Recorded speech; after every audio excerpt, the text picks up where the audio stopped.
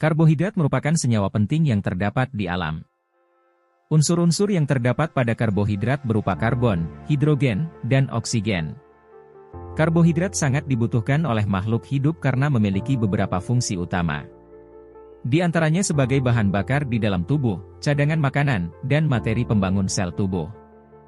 Dalam memenuhi fungsi tersebut, kita perlu memenuhi asupan karbohidrat yang cukup di dalam tubuh. Mayoritas masyarakat mengandalkan beras sebagai komoditas utama dalam memenuhi asupan karbohidrat. Namun, bukan hanya beras saja yang kaya akan kandungan karbohidrat. Ada beberapa komoditas lain yang perlu kamu coba. Apa sajakah itu? Berikut ulasan selengkapnya. 1. Kentang. Kentang menjadi salah satu tanaman yang dimanfaatkan umbinya untuk dikonsumsi. Kentang memiliki kadar karbohidrat yang cukup tinggi yaitu sekitar 70%. Hal inilah yang mengakibatkan kentang dapat menjadi bahan dasar dalam pembuatan tepung.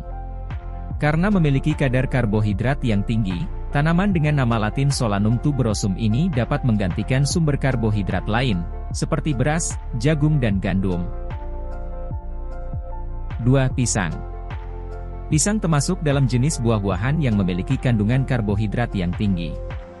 Bagian tubuh tanaman pisang yang memiliki kandungan karbohidrat yang tinggi yaitu pada bagian bonggol. Bonggol pisang biasanya dimanfaatkan untuk diambil patinya.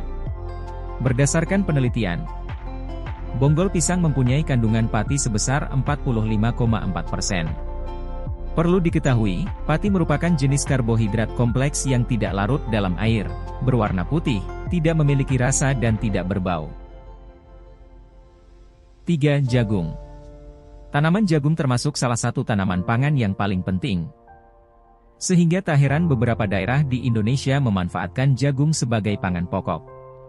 Tanaman jagung mengandung kadar karbohidrat yang cukup tinggi yaitu sebesar 74,26 gram per 100 gram. Selain itu juga, kandungan pati yang terdapat dalam biji jagung berpengaruh besar terhadap ketersediaan energi kompleks pada biji jagung. 4. Sagu. Indonesia menjadi salah satu negara dengan luas areal sagu terbesar di dunia. Hal ini menjadi keuntungan baik dengan menghadirkan potensi pati sagu yang tinggi. Sagu banyak dijadikan sebagai olahan makanan.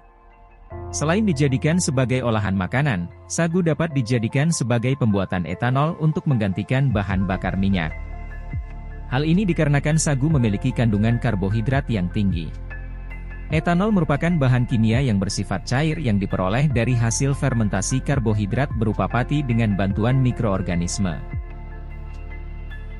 5. Talas. Di Indonesia talas biasa dimanfaatkan sebagai bahan pangan untuk kudapan atau bahan sayuran. Peranan talas sebagai makanan pokok kini hanya ditemukan di beberapa daerah saja, seperti Papua dan Kepulauan Mentawai. Selain kentang, talas juga dimanfaatkan umbinya untuk dikonsumsi. Karbohidrat pada umbi talas sebagian besar mengandung kadar pati, dengan kadar pati sebesar 80%. 6. Singkong. Singkong menjadi salah satu tanaman yang dimanfaatkan sebagai makanan pokok di seluruh dunia.